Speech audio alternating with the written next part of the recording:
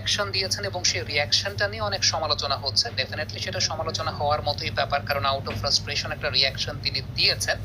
কিন্তু সেই রিয়াকশনটাকে যদি আমরা একটা সাইডে রাখি, সেই ফ্রাস্ট্রেশনটার পেছনে কিন্তু একটা অন্য টেকনিক্যাল কারণও থাকতে পারে, বা একটা টেকনিক্যাল কারণ আছে বলে আমার কাছে মনে হয়। মানে রিয়াকশনটা আমি এক সাইডে রাখলাম, যে রিয়াকশনটা আউট অফ ফ্রাস্ট্রেশন তিনি দিয়েছেন, সেটা ডেফিনিটলি কোনো শোভন আচরণ হয় নাই। কিন্তু এন্টায়ার বাংলাদেশ টিমের একটা ফ্রাস্ট্রেশনের কারণ হতে পারে আসলে এই জায়গাটা, সেটা হচ্ছে বাংলাদেশ কিন্তু পুরো দিনটা ব্যাটিং করতে চেয়েছে।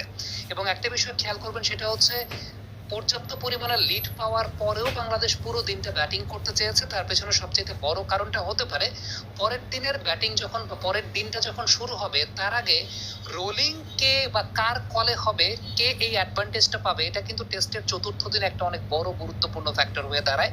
যদিও পাকিস্তানের ব্যাটিং পার্সপেক্টিভ বিবেচনা করলে সেটা হয়তোবা খুব বড় কোনো পয়েন্ট না, তবে পিচে ভারী রোলিং হবে নাকি হালকা রোলিং হবে, সেই কলটা কিন্তু আসলে